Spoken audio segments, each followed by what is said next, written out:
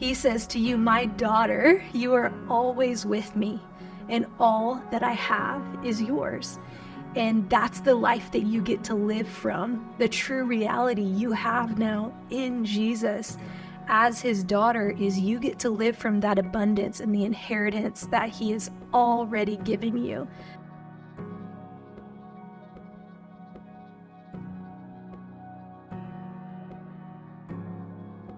I was looking forward to having this conversation today because I got questions about the book that you wrote. It's called, obviously, Daughter, Becoming Who You Already Are. And I think that title is interesting because if you're a believer and you know Jesus, you've probably heard of the term daughter of the king, that we are daughters and sons, all things that are very true. But because we hear them so much, we don't always unpack the reality of what they mean and the depth of what it means. And so I'd love to dive into a few different things, but first, talk a little bit about what it means to be a daughter. And I also want to unpack the reason you decided that the title was also going to be Becoming Who You Already Are. Yeah. Well, the first thing that comes to mind, and I've answered this question probably like 15 different ways now, because being a daughter means so much to us as believers. Yeah. But just when you asked that just now, again, I just thought about my dad, what it meant to be his daughter growing up. And, when I look back, and I know this isn't everyone's story, and so for the girl on the other side, I just want to say, this is not your story.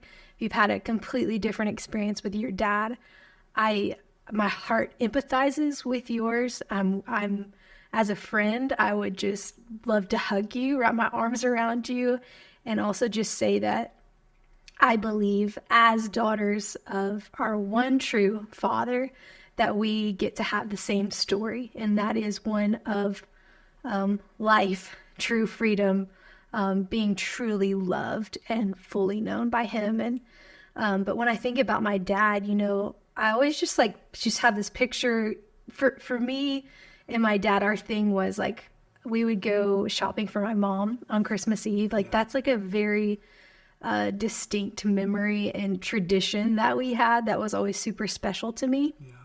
And I kind of just picture, not that I always held my dad's hand when we did that, but I just picture me as a child, as a daughter, holding my dad's hand. And my dad's 6'5", and so he's just this big guy. But I always just felt safe with my dad. I always felt protected. I always knew I was taken care of. Mm-hmm. I always knew I was loved. And there was just such a security, a rest, a childlike. Obviously, I was a child, but even to this day, when I'm with my dad, I can revert back to that just childlikeness of everything's taken care of. I'm good because my dad's here. And I just believe that that is the way we get to be and are meant to be with our Heavenly Father is, we get to be his child. And sometimes that's messy. Sometimes it's not super pretty. When you're growing up, you make lots of mistakes, but your dad, a good father, is always there to love you, to pick you back up. I get to see that with you towards Rhonny now, and just that love that you have for her. I mean, just looking at her, you start crying, it brings you to tears because you love her so much. And that's just the pure love of a father. And I believe that every girl, woman, no matter how old we are meant to know that love and live from that love. Yeah. And I love that you talk about just not having to earn anything or do anything in your relationship with your dad. And I think that's a picture of our Heavenly Father so perfectly. Is when I look at Rhonny, we talk about having our one and only, we've talked about that before, but this idea that we all have that one and only person that we love unconditionally. It might be your best friend, it might be your sibling, it might be a mom or a dad, or it might be your child. And I think since we've had Rhonny and now Rosie's on the way, it's just this reality that there is nothing that they could do or say nowhere they could run or hide, that we wouldn't be just madly, deeply in love with them and in love with who they are, not what they do. And I think when we come to that place of knowing that that's the reality of what our God, the way that he looks at us is like a child, and that it's innate in who we are as his kids, that he loves us. And it's an identity. It's not something that we can earn or strive to keep or anything like that. It's truly and simply because we are his. And so much so that he gave us Jesus and sent Jesus to go and die on our behalf so that we can truly have right relationship with him. I love, since we're talking about books, there's a subtitle to a book. I can't remember the name of it, but the subtitle is Out of the Servant's Quarters and Into the Father's House. Actually, your dad shared the book with me. Cool. Yeah. But it's just this idea of the reality of what we've been given in our Heavenly Father, and that we are not slaves, we are not servants, we are truly sons and daughters, and all that brings with it. There's so much inheritance that is innate in being a child. That's normal on this earth. We think about, generations passing down this or that to your kids or your grandkids, but we don't often look at that in our faith and for what it is. The authority that we have in Jesus, the righteousness that we have in Jesus, the rest and peace that we have in Jesus, and it is innate in our inheritance. And I think that's something that when we take hold of, it changes so much of how we see ourselves, how we see seasons in life, places that we are. It's so good. There's a part later in the book, and I'm actually going to read a little bit of it from a chapter called Comparing Rightly.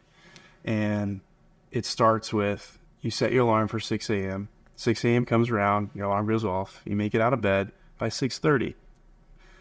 You plan to have time to yourself before your kids wake up. 6:30. Before you leave for work or before you head out to school. You plan to work out, to read your Bible, have some time to think and pray. You get up, make the coffee, and suddenly you hear your toddler up an hour before she usually wakes up. Or your workout app won't let you log in, and work decides to call you in early. Suddenly, what seems like a refreshing morning turns into extra work, frustration, and disappointment. You feel like you failed because nothing you intended to do got done. Your New Year's resolution is so far gone that you can't even fully remember what it was at this point, and you feel like a failure, behind and disappointed with yourself. And it goes on, but I think we can all relate to that and the reality of, honestly, everything on social media that tells you should have gotten all those things done every day, because that's all anyone ever posts is doing those things. But again, you're a mom and you're also in ministry. So I just wanted you to talk about this specifically and how it fits into this idea of comparing rightly. Yeah. I mean, that came from my own experience, obviously. Like, I woke up one day and, it wasn't the work thing or, because my job is different. I'm a stay-at-home mom if I'm not doing something ministry related. But I noticed this angst that would build within me throughout the day.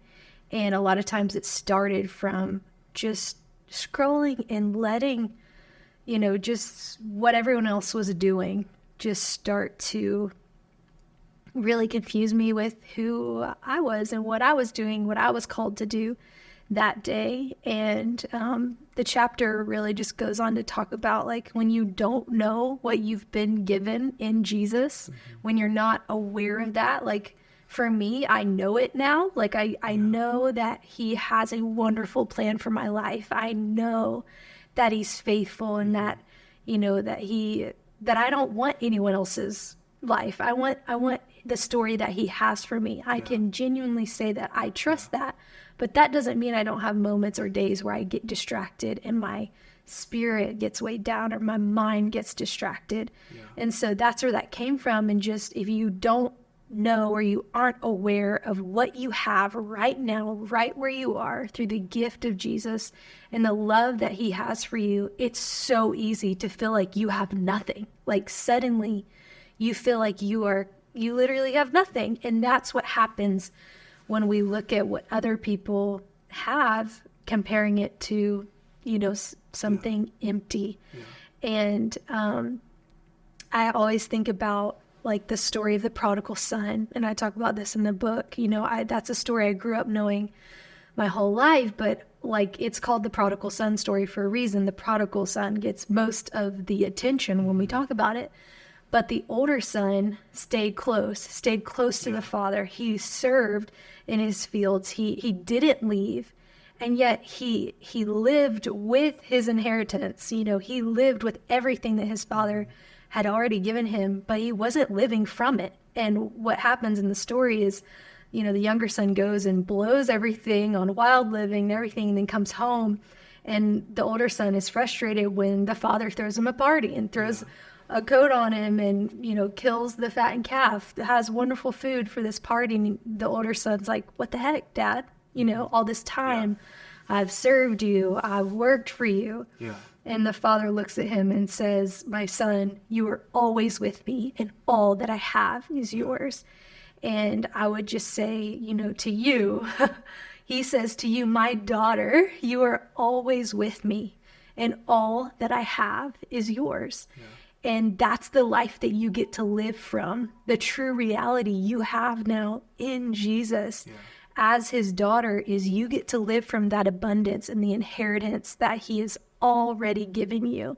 But sometimes you just need somebody to tell you that. Like I grew up in a Christian home, and I can say that there was still a point in my early 20s where I went, oh, like it's not just, saving me from a life of, or, hell. It's not, salvation isn't just saving me from eternal fire. It's a life with you, a love story, a romance, a wonderful, just too good to be true good news that I get to live from now. And just a constant discovery of just all that this inheritance holds for us. Yeah. And so that's really what that chapter is about. Oh, wow. There's so much there. It reminded me of a word, adoption. Let me unpack that to make it actually connect. But for you, you talked about the prodigal son and the older brother always being there. But for me, I still go back to the reality of like the new identity that we have as a daughter or as a son. And for me, it makes me think of your dad, and just you have two brothers that obviously like nothing takes the position of a son. But one of the things that your dad, I feel like, has always so naturally done is just treat me and look at me as a son. And I've never sensed any kind of difference. And I think that's probably very rare in relationships for families. But it's one that I just appreciate and see such a connection to the way our God looks at us. Like he doesn't see any difference between his son and Jesus and us, because literally when he looks at us, he sees Jesus. Mm-hmm. That's and that's like another thing I feel like I just didn't understand, yet when I look back at my story, I can also say from the time, that I can remember at 5 years old, the enemy was already after that identity. Right. But I couldn't have told you why. I couldn't even told you that it was the enemy. But now I'm like, of course that he was after my identity, because my identity, my true identity, is the only reason I have anything in this life. Like that gift of, we take on the position of Jesus, that he truly, took our place so that we can now have his. We have everything because of that. But if we don't know that, we're not living from it. We don't know what we've been given. Doesn't mean it's not there, but like it is there for us to receive and to discover. One of my favorite verses is Psalm 145:3, and it talks about there is no end to this discovery of greatness that surrounds God. Like there's always more of him to discover. And that doesn't mean we don't have all of him right now. Like he fully gave all of himself to us through Jesus. Yeah. But there is a discovery throughout this life of just continue, because he's so wonderful, because he's so magnificent, because he's so big. Like we get to continue to experience him and discover more of him. I love that you mentioned that, because I have one more question, and it's more about relationships, and who we surround ourselves with. And for you, that may be a spouse, or it may be your friends or your siblings, maybe you like your best friends. But there's a chapter that you write, and it's called Seeing the Gold.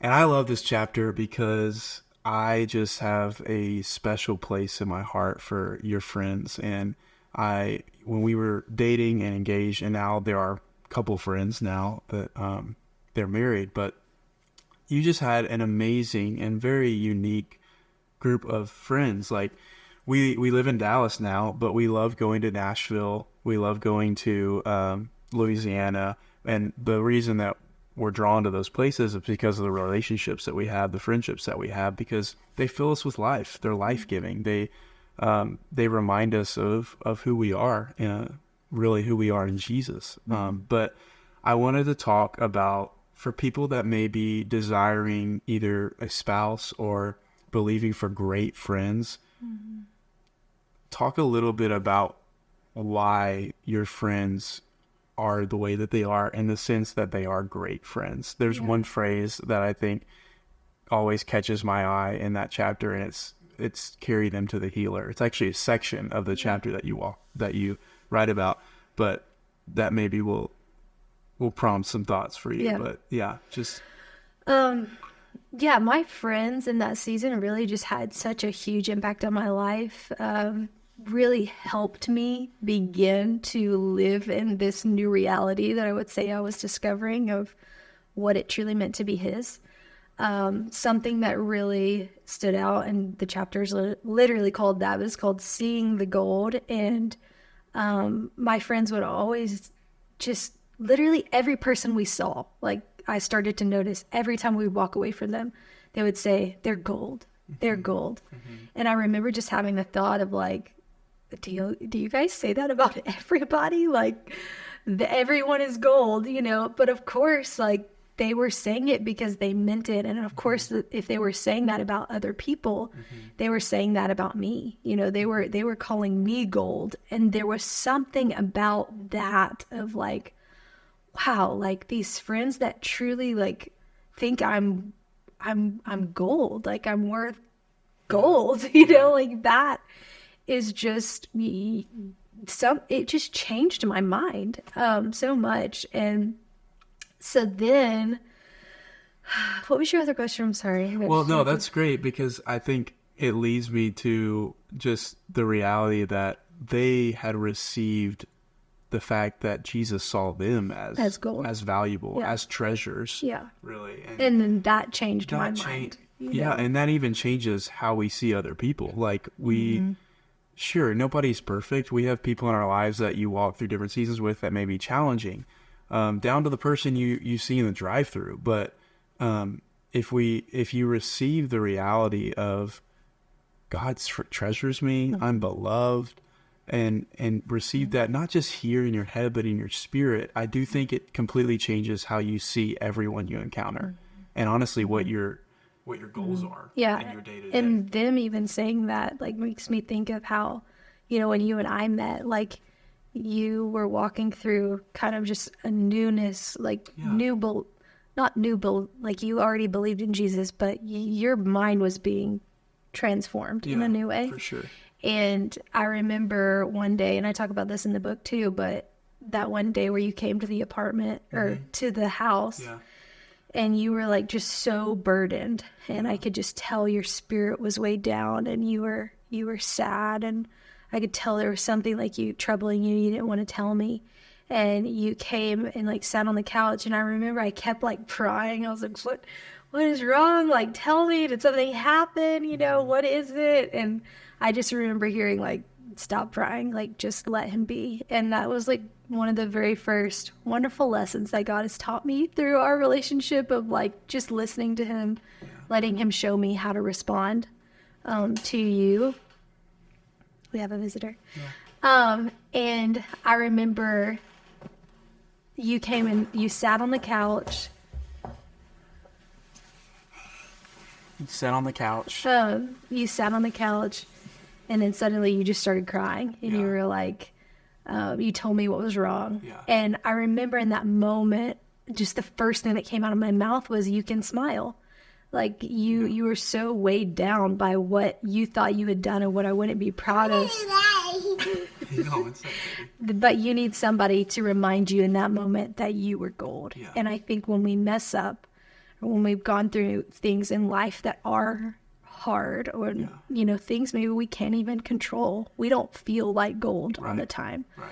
But the truth is, that is our true identity, that we are worth that and so much more to God.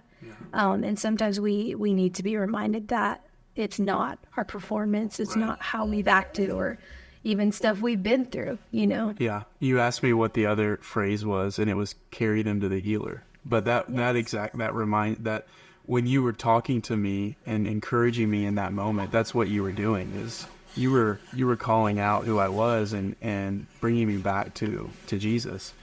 And I think that phrase comes from the story in the Bible where Jesus is in a packed house.